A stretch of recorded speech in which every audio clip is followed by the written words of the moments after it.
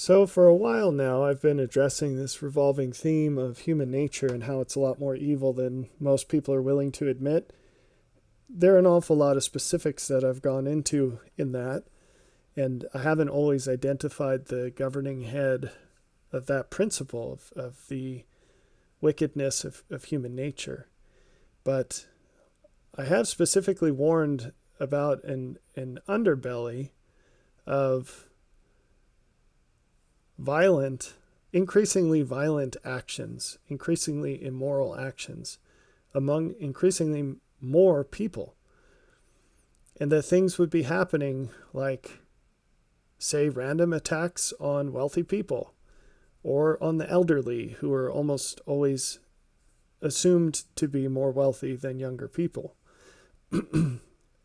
Well, just recently, the CEO of a large healthcare company was murdered out in public, and no one knows yet if this was a contract killing or a not random act of violence. It was obviously targeted, but who the perpetrator was, it's not yet known.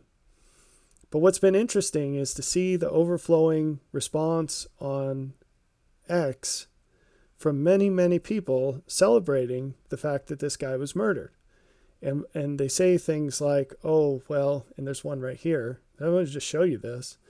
I mostly want to talk about this thread about someone recognizing what I'm recognizing here. But if we go far enough down here, there's one.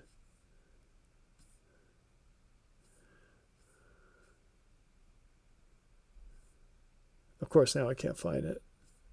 But here it is. It's okay to celebrate when a health insurance CEO has their claim to life denied. And that's on the milder form of these things that people are posting. Some are suggesting that they're celebrating this and suggesting that people should go after other CEOs.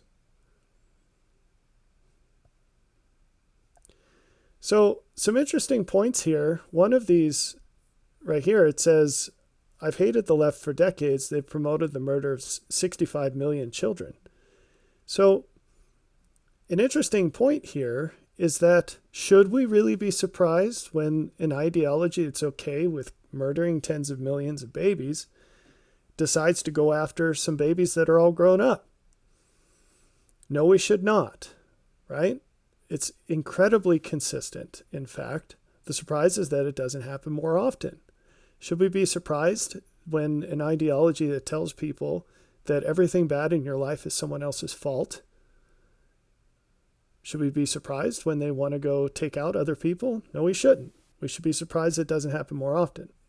Now, in this video, I'm not trying to target Democrats. I think that there's a much bigger picture here in play, which is that our culture has eroded to the point that it cannot support the benefits that we enjoy. That's the point. But also that things are going to get a lot worse. A lot worse.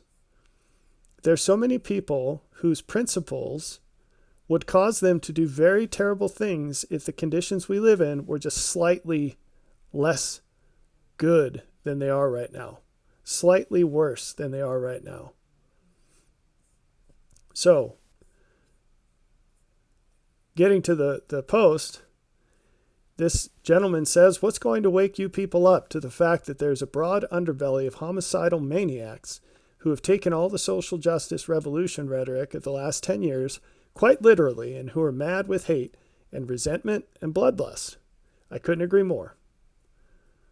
And what we saw with the assassination attempts on Trump, where these people were celebrating that, we saw just how messed up this is. And again, I think that would be just as true if the assassination attempt, let me say this in a clearer way, people shouldn't be celebrating when politicians are assassinated or when that's attempted. It doesn't matter who the politician is. It's kind of critical for the functioning of our society that not happen. And this is true too. Libs have openly encouraged, organized, and funded political violence for years now. That's absolutely true. And their own party has not called that out. But again, this isn't about leftists. It's just about society in general. It's really getting bad. And the thing about it to realize is you can't see how bad it's getting because an awful lot of the outcomes of the principles that people already have aren't occurring simply because things are still decently good in society. In other words, it's not the people's principles that are preventing them from being bad. The principles have changed, the foundations have been traded out, and no one noticed because we still had the momentum that came from better people in better times. When that goes away, or as it cracks, you're going to see more and more and more of this. And let me ask you, because today what I wrote on here, I'll just share that with you. I said, our systems are much more fragile than most realize. Among other things, they require near universal cultural moorings that are increasingly hard to find.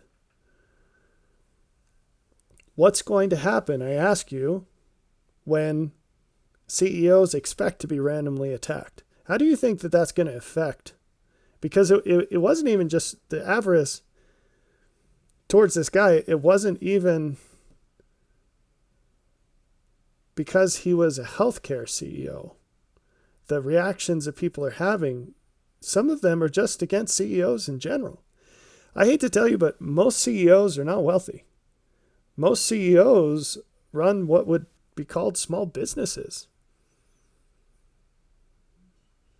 But this blind intermingling of very different kinds of people, for one, and two, envying folks that have more than you do, without envying how they got it. That's always the problem. You stack enough of these things together, there are an awful lot of people that have some really terrible ideas about the way the world works, and it will cause them to do very violent things en masse without much having to change. And that's the point. So be prepared for that.